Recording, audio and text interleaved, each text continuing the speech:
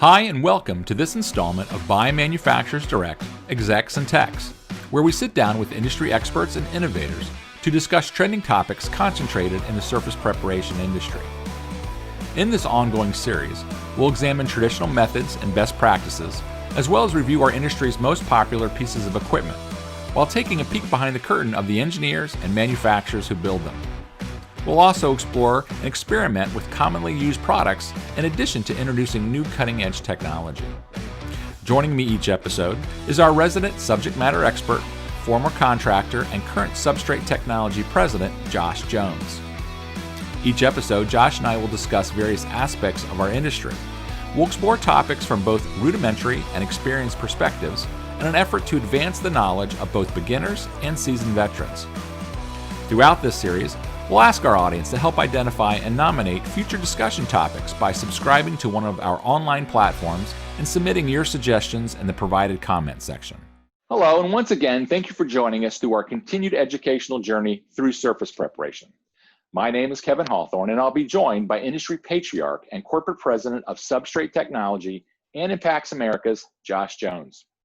We'll also be joined today with Nick Gawlik, sales manager of the contractor division for Ruwac USA, a leading manufacturer of dust collection technology. Given the importance of job site safety, today's episode will concentrate on the fundamentals of concrete dust collection. We'll specifically dive into the critical elements associated with dust collection equipment and what features a contractor should look for when considering the purchase of a new dust collector. As always, we hope you find this discussion not only informative, but beneficial to your business. Okay, so again, we're here with Nick Gawlik with Ruwac to give us his insight into dust collection. We'll jump right into the conversation. Nick, kind of explain to us the differences between a dust collector and a vacuum. I would say the general answer to that or differentiation is dust collection is usually known as very high CFM, low lift or static pressure.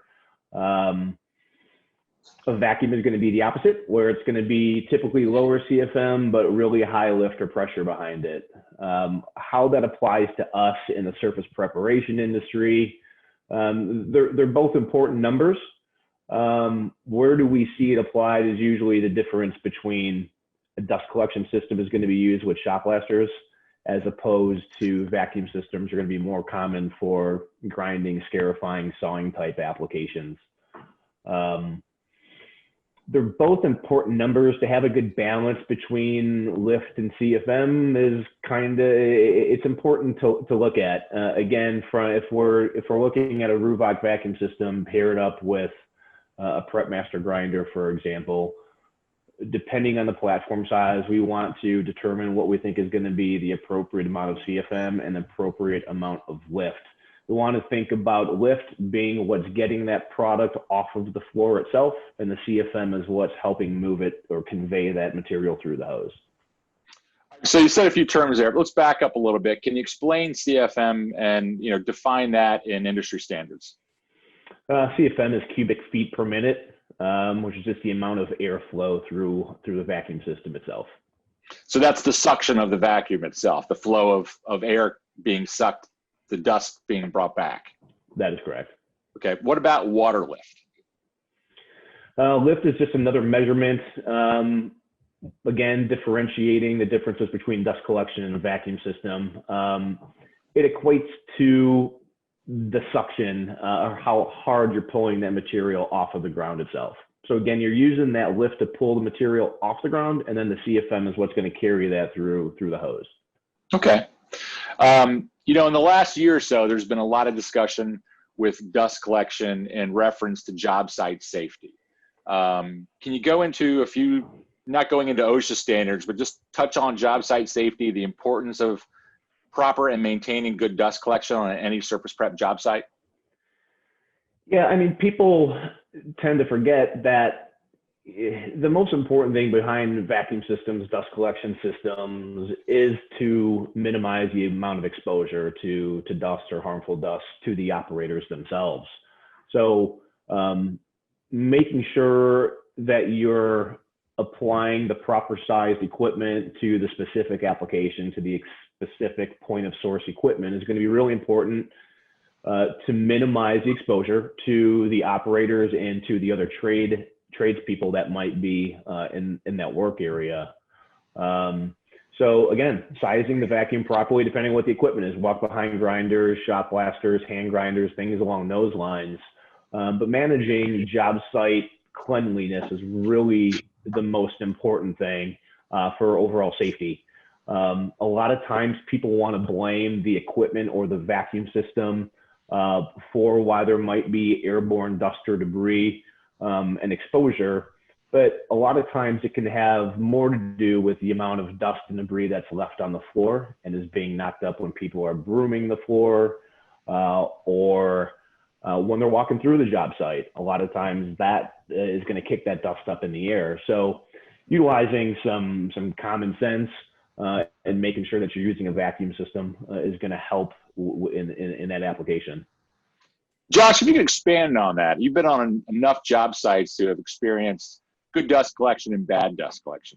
Can you just kind of touch on, the importance from not only operator safety, but maybe from an aesthetic standpoint, a mechanical standpoint on what dust does to certain machines, the importance of having proper dust collection on a job site?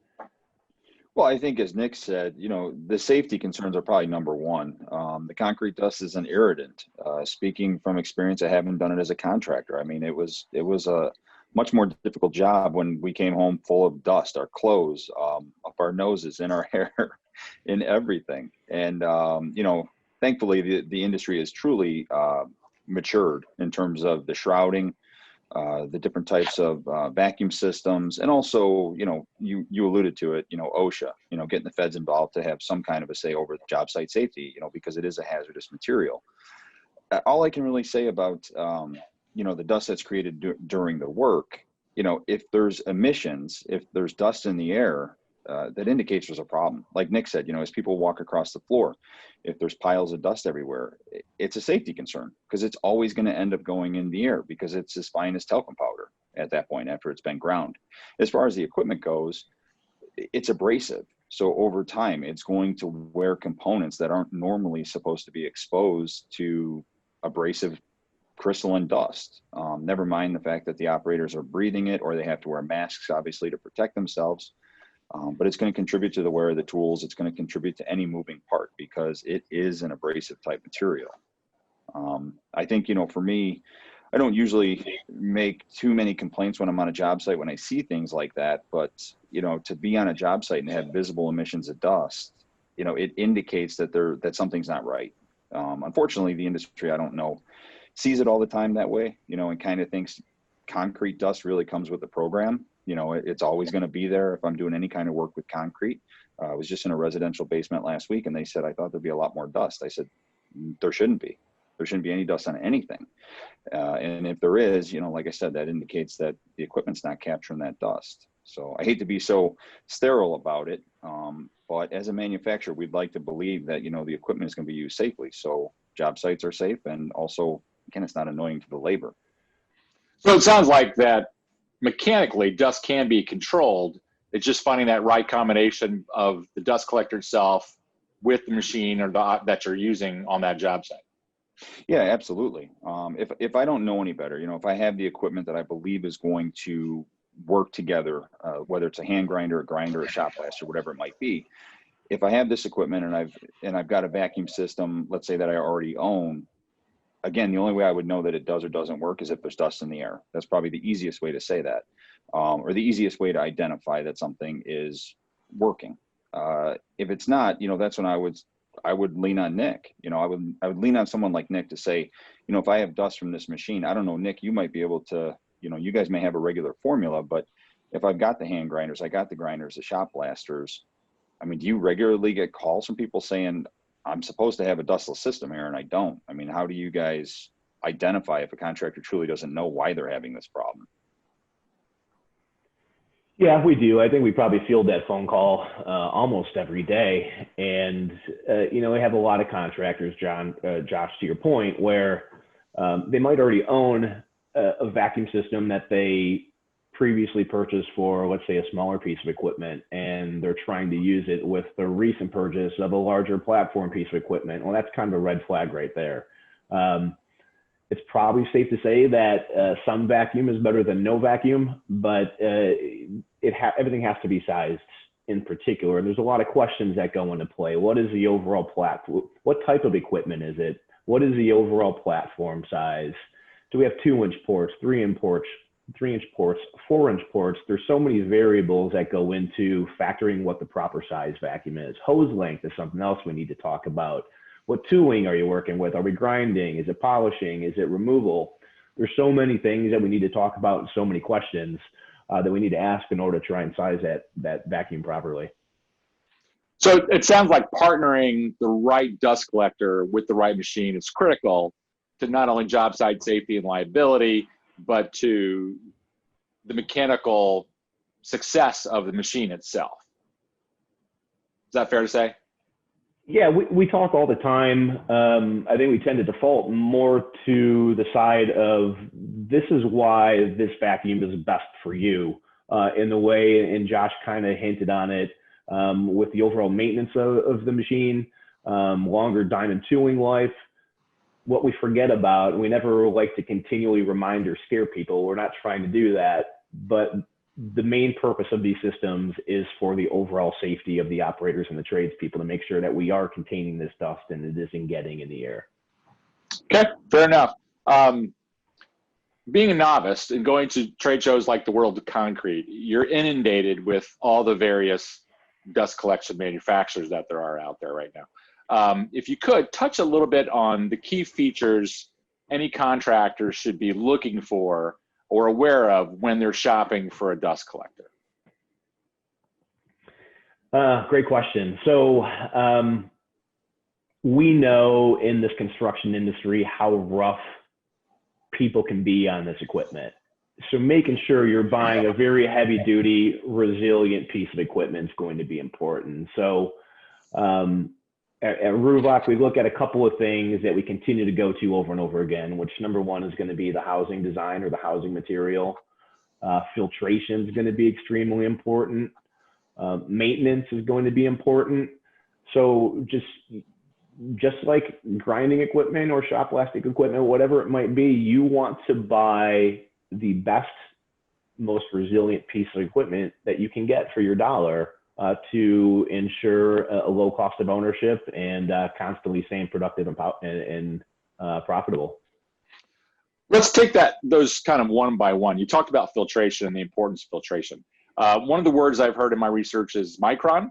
Kind of explain the importance of that, what it means, what a contractor should ask when he's talking to a salesman, and what's acceptable in the industry and what's kind of superior in the industry when it comes to microns. Yeah, so I can't speak for what the norm is for micron size and efficiency. So kind of touching on OSHA real quick, when the new silica rule came out in 2016, one of the big things is talking about filter efficiency. Not so much micron size, but filter efficiency. So for us, when you want to talk about micron, the smaller the number, the smaller the particulate's going to be. So with our filters, for instance, we're 99% efficient at 0.5 micron with our primary filter. So we're filtering out extremely fine dust with that primary filter. And to put it in some type of context, when you think about secondary HEPA filtration, you're 99.97 or 99.997 efficiency at 0.3 micron. So our primary filter is already really close to what a HEPA filter is going to do. So we're filtering out really fine dust. That's just us. In general, as a contractor, you want to talk to that salesperson, that representative, about filter efficiency, how fine of a micron you're able to filter out, and then the construction of the filter, how much usable surface area you have, how much square footage of filter surface area, the material that the filters are made of. All of those things are going to dictate how efficient that filter is, how long the filter life is going to be, how efficient your vacuum will run for a longer period of time on the job site. Talk about filter life a little bit. What should be the life expectancy of a filter? How often should a contractor expect to change the filter in a vac? That's going to vary per manufacturer. I think if you ask each manufacturer, you're probably going to get a pretty big difference from one to another. Us in particular, we have a 3-year filter guarantee. In this specific industry, in the way of concrete surface preparation, we're guaranteeing 3 years. We see closer to 5 or 6 years before people start to consider replacing their primary filter. However, if you look at some other manufacturers' manuals, they might tell you that you might need to replace that filter once every 6 months, once a quarter, once a month. It just depends on the manufacturer and what type of filtration they're using, what type of cleaning mechanisms they're using that are going to dictate that filter life.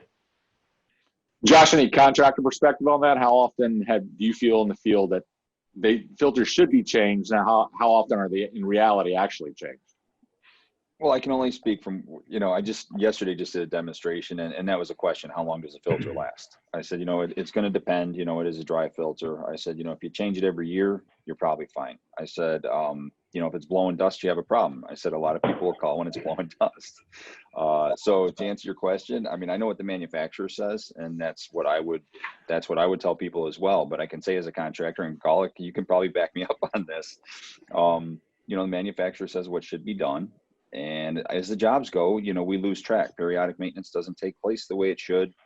And people randomly will find themselves with equipment that doesn't function properly. Unfortunately, the equipment sometimes gets a bad rap for that. But I don't think it can be stressed enough by a salesperson to a contractor that the filter, that's what does the work, the lion's share of the work of keeping the air clean.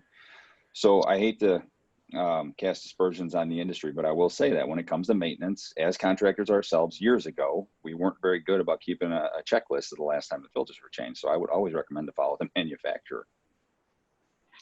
Let's touch on housing a little bit. You talked about that, Nick. Does that actually play a role in the functionality of the vac itself? It will in a couple of different ways. The material of it, some are plastic, some might be fiberglass or made out of some type of metal or stainless steel, and they all work just fine. But if you want to think of something like a plastic or like a steel vacuum or a metal vacuum, throughout transportation or use on the job site, again, we know that contractors can be rough on this equipment and it might not be strapped properly or transported properly. Those types of things can get damaged, smashed. There's a few different things that can happen, causing a break in a vacuum seal or some hardware falling out, and that's going to affect the overall performance. Some of them might begin to rust or corrode.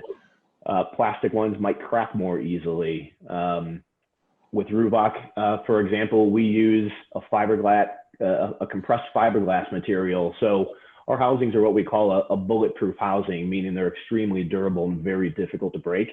And with that, we minimize a lot of chances for there to be some type of gasket or seal failure. I've heard the term slows down the speed of the dust. Does the design have anything to do with the speed of the dust or the collection speed of the dust?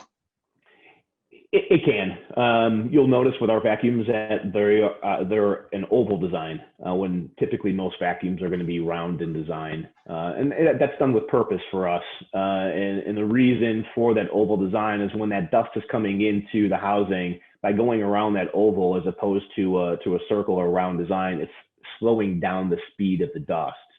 What that does for us is the filters not being impacted nearly as much or nearly as hard as some other style vacuums, which is going to help with the overall filter efficiency under operation. And then it's going to help with the overall longevity with the life of the filter also. Okay. Moving on to pulsating vacs. I've heard everything in the gamut from they're good, they're bad, they'll corrode, the dust sorts them out. Touch a little bit about the pros and the cons, advantages, disadvantages of a pulsating vac versus a non-pulsating vac. Yeah, it's an interesting technology. With our system, we don't see that as required for our vacuums, and that's based mainly off of our filtration design. I think when you look at a lot of these pulsing systems that are out there, a lot of it's going to have something to do with the style of filter that's being used, and they have no other way to clean those filters. We have an external cleaning mechanism that allows us to clean our filters and do everything from outside, minimizing any of that exposure. But again, with these self-cleaning pulsing systems, yeah, there's more moving parts. You might have a compressed air tank and you've got some electrical boards. These are all things that can be affected by airborne or ambient dust, which can create some production issues. And again, kind of touching on the filters themselves, some cartridge style filters, some sock style filters, our pleated filters, they all have some different type, or they all have a different way they're going to be cleaned. And those cartridge filters in particular, seems like the only way you can clean those is by using some type of air that you're going to blow through those to pulse them out. Me looking at it from a very simple way, you're pulsing a filter out, you're knocking that dust, it's going to get immediately sucked right back into the filter. So you are giving that filter some relief in cleaning it for a very short fraction of the time. And the other thing that pulsing will tend to do is going to shorten the overall lifespan of that filter itself. Okay. Let's talk a little bit. Josh, I'd like your input on this probably first, wet versus dry. Since STI makes machines that can do wet and dry, what are the pros and cons of doing it wet with a wet with a vac or dry with a dry vac? Is there one vac that can do both? What are the mechanical differences that someone should look out for based on whether they want to do a wet application or a dry application? Well, I mean, speaking from the standpoint of the floor and what it needs, the only reason that I would prefer to do wet grinding or wet polishing would be if the substrate requires it. So concrete polishing in certain points of the process, marble polishing, terrazzo polishing, granite polishing. I mean, those are all types of processes that require water for the diamonds to do their work with that particular product or that floor. So I don't really have a preference of wet or dry. But again, if I'm going to be polishing concrete as an example, it's kind of mandated or dictated to me that I would use water because that's the best way to get the final clear result that we're used to seeing. When it's time to do dry grinding, maybe bulk removal, I think like Nick had kind of said, you know, what are you doing with these machines? When I'm taking off thin set or I'm removing epoxy or I'm removing a rain slab, the surface of a rain slab, there's vast amounts of waste that's going to be made. And the last thing I want to do is add water into the mix because it's only going to slow the process down because that's a lot of material to clean from the floor. As far as the vacuum types, and I'm not a specialist when it comes to the wet vac or dry vac systems, but again, I would want to make sure that I have a machine that's picking up wet waste that is water, and it also will contain that crystalline silica, which we know is abrasive. So I want to make sure that the vacuum is made to pick up that kind of waste. And as we've been talking about dry recovery, you know, it just has to make sure that we have to make sure that there's enough CFM and lift in that vacuum to be able to keep up with the dust that machine is making. So I don't know if that answers the question, but I kind of look at it from the standpoint of the application, you know, and it determining if I'm going to do it wet or dry. It's not really a preference in my opinion. And Nick, more for you, when we are grinding wet, you're creating slurry. So what would be the difference between a dry vac and a wet or a slurry vac? And again, pros and cons, if there are any, of one over the other.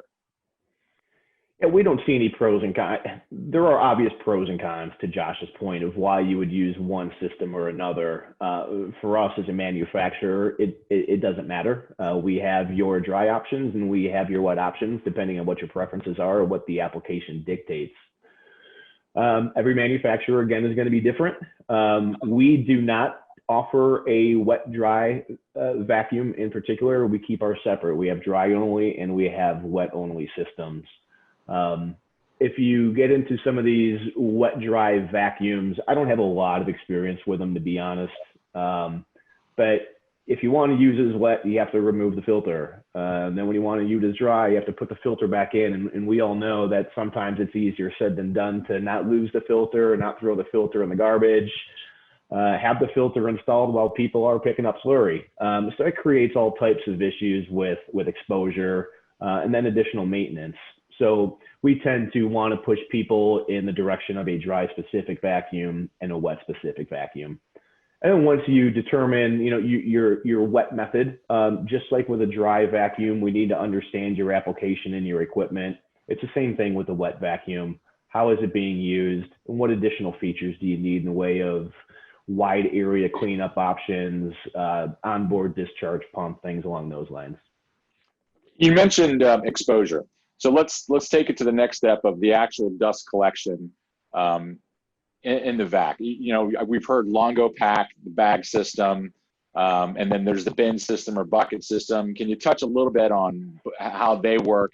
And again, I know Ruwac works more on a bin system now with the bag, but the importance of collecting that dust, because a lot of the exposure to the operator can happen actually when they're emptying the bag and that sort of thing. So can you kind of touch on that with the benefits or what the possible exposure is and when you're changing a bag?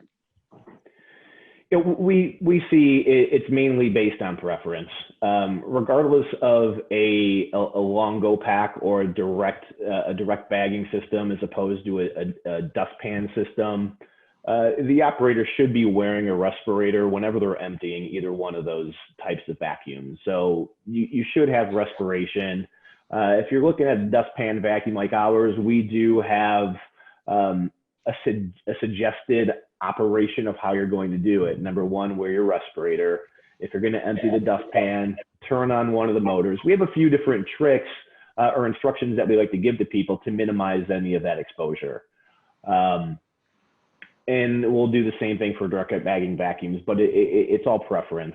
Ruwac has been known for many, many years for the smaller, compact dustpan options. But over the last several years, we've come out with direct bagging, and we offer it with clamping mechanisms, so you can use a general purpose trash bag, or we have a tray so you can use Longo Pack style bags.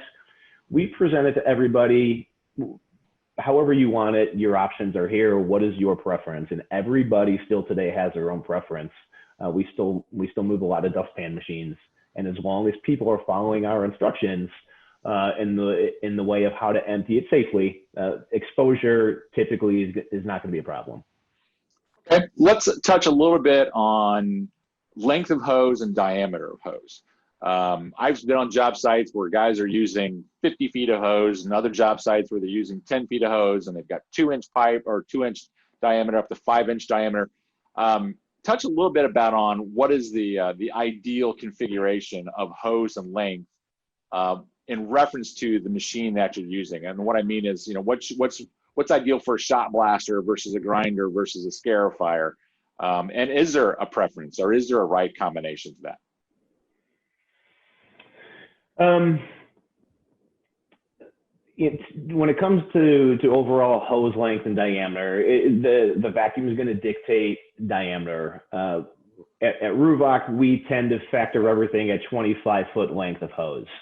We know there's a lot of other manufacturers out there who might offer their vacuums with 50 feet. Even I've seen some people offering up to 65 feet as a standard hose length. The longer the hose, the more friction loss you have, which means you're just going to recognize a loss of performance. So there is a fine line. Now, if we're grinding with a PCD or a 30-40 grit tool, that's going to require one thing compared to if you're polishing a floor with a 400 or an 800 grit resin pad. So you might not be able to get away with those really long hoses early on, but later down the line, when you're creating a very small amount of debris, you can get away with a lot more. But generally speaking, the longer the hose, the more friction loss, which is going to equal less performance. When it comes to diameter, the diameter of our hose in this application is going to be dictated by what the manufacturer has to offer. So with a PrepMaster Junior, for instance, that uses a 2-inch port, or a PrepMaster 3030 uses a 3-inch port. We're going to size our vacuums and our hoses appropriately. But one of the big things that we always like to stress, especially with the larger platform equipment, you want to run the largest diameter hose possible to move the most amount of air possible for the best performance. Are there tricks I've heard with shot blasting? Obviously there's the combination of where you want to suck the concrete dust, but you don't want to prematurely suck the shot. Can you affect that by the size or diameter of the hose? If you go to a a larger diameter hose, does it reduce the suction? So you can maybe play around that combination a little bit?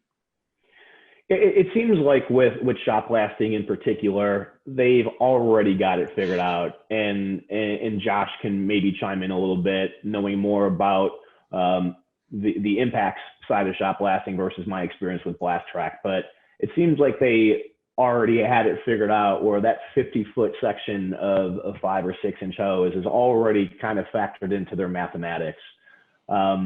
I can't speak for now, but on some of the older dust collection systems from Blast Track, you would see that they had like a gate valve in there where you could open or close that valve a little bit if you noticed that there was too much suction.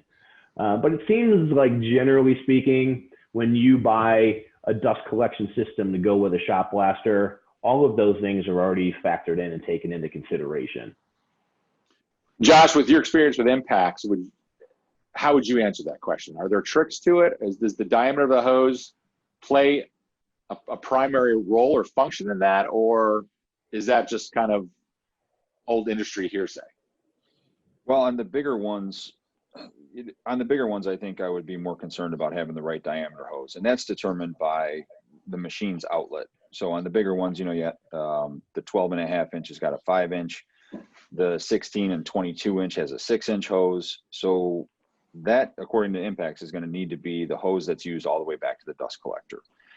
The amount of air that needs to be moved, the lift, that's already determined by the design of the machine, because X amount of volume of waste that's being made that has to be moved from the machine or the point of creation over, let's say, 50 feet, which is a standard hose length, to the vacuum. That's what the engineers have come up with as far as how much air needs to be moving through that circuit to pick the shot up, to bring the dust with it, and then also effectively separate the two before the shot is returned back into the circuit and the dust is moved to the vacuum. With regard to the small one, we messed around with the little 210 with different size hose and different lengths of hose. We actually found that and again, this is just kind of one of those tricks, like Nick was saying, that we figured out. We actually had to restrict the outlet on the small blaster to limit the amount of shot that was getting to the vacuum, where the hose length didn't really affect it that much because we had more suction than we needed. So we actually had to slow down the air that was moving through that machine. But when it comes to the blasters, unlike a grinder where it's like, the more suction, the better, with a blaster, there's such a thing as having too much for the reason you gave. You can definitely lose shot. And if you don't have enough, it's not that you're going to leave dust on the floor, you're going to have dust inside that machine, and that's going to cause premature wear on your shot blast wheel, your blaster wheel, your liners. A whole bunch of different stuff is going to affect the overall performance of that machine. And that's true of any shot blaster. So, I mean, when it comes to the blasters, I definitely, personally, if I don't already know the answer, I'll defer to the manufacturer of the machine. Okay, let's move on to power. And by power, I'm talking 110, 220, all the way up to 48, or even gas. There are a lot of different power options on a lot of different backs out there. Nick, touch a little bit about, I know if you've got less power, you're probably going to get less suction or less CFM. But I'm sure there's some sort of correlation between more power, more CFM. But some contractors are restricted by either power on the job site or by generator. So if you could touch a little bit about on the power itself, and are there any limitations to a smaller machine with less power coming in than, say, a larger machine? Yeah, generally speaking, it's going to be the same as if we're talking about grinding equipment. You have your limitations to what you're able to do with a 110 volt machine. And when you require more power, that's when you start getting into larger 220 volt, 460 volt, single phase, 3-phase units. With 110 volt, you can only provide so much power to the vacuum producer, to the engine, to the blower, whatever it might be, that's going to eliminate the performance. So 110 volt is going to give you a pretty good range with smaller platform equipment. And then you have all of your additional options as your platform sizes start to grow. If you're running 30-inch platforms, but that power is not available, if it's not available to the grinder, that means you're probably running a propane grinder, which means you're going to start looking at a propane vacuum system. So you have plenty of alternative power available: gasoline, propane, air-powered vacuums. But generally speaking, the more power you need, the more power you need to provide. Okay. Let's move on to basic general maintenance of these machines. And we've touched a little bit about earlier about the filter and some other things, but what are some of the things a contractor, either before every job site or once a week, once a quarter, however many hours they're using it, what are some of the things, Nick, you would recommend that a contractor look at in order to A, get the best performance out of his vac, and B, extend the life as long as possible? Well, kind of going back to where we started, the most important thing is for reduced exposure of dust to the operators and fellow tradespeople. So that's going to be the number one most important thing we need to look at. Beyond that, what's the importance of it? We want to extend diamond tooling life. So the better your vacuum system, the cleaner you can keep that floor, it's going to help extend your diamond tooling life. It's going to minimize the amount of work that needs to be done in between each step. The cleaner that floor is throughout that process, there's that much less work you need to do after the fact. So you're going to keep the job flowing a little bit quicker. You're going to be more productive and cut down on labor. It's going to help extend the life of your other equipment by moving that dust out, like Josh touched on previous, when it comes to a large amount of dust bouncing around inside a shop blaster, that can shorten the life of certain components inside of there. So making sure you have a good powered vacuum for your application is going to help with exposure to operators, reduce time and tooling cost, increase production, more profitable. Well, that kind of answered my next question. The next question is going to be, how do you respond to the contractor that says, I'm just going to go to Home Depot and buy a shop vac, it'll do the same thing? And I think those value propositions that you just laid out that's the answer to that question, that you get what you pay for, and it being able to have the right vac on a job site will pay for itself, and it's also a safety and a liability issue.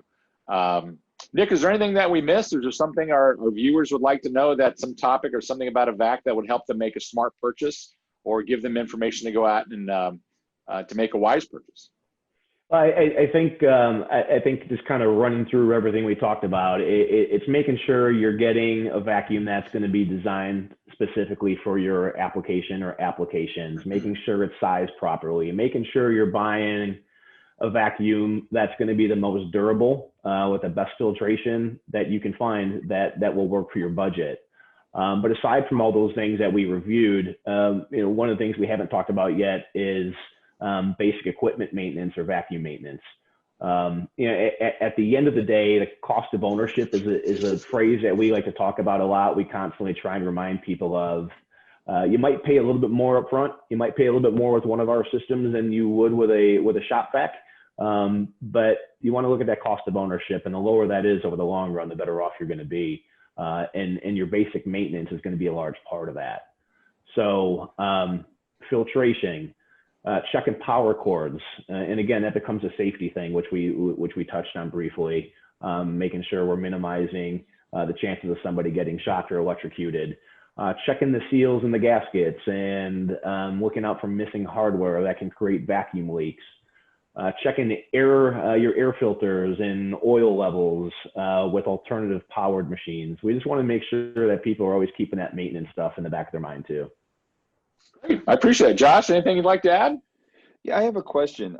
Nick, you had talked about, or we were discussing the CFM and the water lift. I was just thinking of an advertisement I saw the other day for a vacuum that the CFM and the water lift, as it was given, based on my experience and the size of the machine, speaking with another contractor, we found it difficult to believe. Now, I know in our industries, there's no regulation really whatsoever for the numbers that are presented by different manufacturers. When it comes to a contractor trying to pick a vacuum, and let's say that, I mean, they really don't know the size of the vacuum they're going to need, and they don't necessarily, when they look at that vacuum, question anything but the numbers. Again, relying upon whoever it is that's providing that information. Is there any kind of calculation in terms of CFM, water lift, how that's calculated, and also the amount of mass that's inside that circuit at any given time of the process? Meaning, if I'm filling, let's say, a Longo pack bag, and I'm putting 30 to 40 pounds inside that bag inside 30 minutes, and I have whatever the fixed number is that's reported of CFM and water lift, do you really get into that minutia when it comes to how stressed that system is or that circuit is based on that amount of mass moving at a given velocity with the water lift? And I'm speaking like a physicist here, which I'm not, but I'm speaking from the standpoint of the contractor that's trying to make an informed decision. And I don't know that those numbers help to clarify what they should buy. Yeah, those are all great questions. I am far from a physicist. We have people at Ruwac in the office who focus on that kind of stuff. That's way beyond what I can figure when it comes to those mathematics. We try and keep it simple, and there's some basic math that works. Everybody automatically wants to look at the highest CFM number, the highest lift number that they can get, and that's going to be the greatest thing. In theory, yes, okay. But there is a manufacturer out there who's going to claim a 300 CFM vacuum, but they're going to try and do that through 1.5 inches of hose. You can't do that. So yes, that specification might be there, but it doesn't necessarily apply to that real world application. So you really have to look at a lot of other things, hose diameter size, hose length. You brought up the point of the material and how much material. All different materials and different masses can also dictate how this stuff is going to work. Are we working with a really fine concrete dust? Are we trying to pick up gravel or large debris after a demolition job? Yeah, there's a lot of things to take into account. And that's where we come into play as a vacuum manufacturer to help give you that guidance. But just looking at the highest, largest, biggest numbers of CFM and lift don't really solve the problem for you, because a lot of times you're never going to use either one of those numbers at that maximum number anyways. So yeah, a lot of those numbers don't mean much, to be honest with you. Another question, how much, and just speak about your brand, over the life of the filter, if it's got a 3-year warranty on that filter when it's used correctly, is there any kind of calculation or time that, let's say, the airflow or the lift will change or vary based on the age of the filter? Another great question. Yeah, you can see with the aging of the filter how that material might start to stress a little bit. Now, the way our systems are designed with our filter inserts and our cage, even as that filter starts to see several years of use, it's prevented from collapsing on itself, which is something that would cause some performance issues. So each filter design is going to be different, impacted differently throughout that process of based off of age, type of material that they're recovering, pulsing systems or non-pulsing systems. Those are all things that can be taken into account. Cool. Great. Well, unless there's anything else, guys, Nick, we really appreciate your time. I think it's been very educational. And we look forward to having you maybe on a future episode to continue our discussion. Sounds great. Thank you for the opportunity, guys. Thank you, guys. Thank you. So, Nick, I'd like you to take this opportunity to talk about what's happening behind the scenes at Ruwac. Are there new innovations, new products you guys are working on? What are you guys getting ready to introduce that's leading edge in technology? Yeah, so trying to be innovative and looking into the future, something that we're always discussing. The last year and a half for us has been our slurry management vacuums in the way of the Slurry Pro and the Flood Vac Pro, which have been great for all the contractors who we see transitioning to wet systems and power trowel polishing and those types of things. And then moving into next year, we've just very recently developed a couple of new propane vacuum systems, and we kind of see propane being a large part of the future with a lot of the Walmart and Amazon type work that's going on. So we've recently just come out with a 637 CFM direct bagging propane powered vacuum. And then we came out with its little brother, which is going to be a 300 CFM propane powered direct bagging vacuum. So we think with those two systems gives us the ability to cover almost every platform size of equipment, whether it be saws, scarifiers, grinders, so on and so forth. That's great. So we look forward to having you back, and we can maybe look at some demonstrations of those products as well. We'd be happy to do that with you guys. Great. Thanks, Nick. We appreciate it. With regard to the 600 plus CFM propane vac that you guys have, is that going to be like the 2720, but propane powered, or is it even more powerful than the electric version? Yeah, good question. It's even much more powerful than our electric version. So the powerhouse that most people are familiar with is about a 503, 504 CFM vacuum system. Overall platform size wise, it's extremely similar to what you might have seen, but it is going to be a much larger power plant. We use a turbine system for our power plants. We've got dual turbines on there, so it just creates a lot more power and a lot more lift.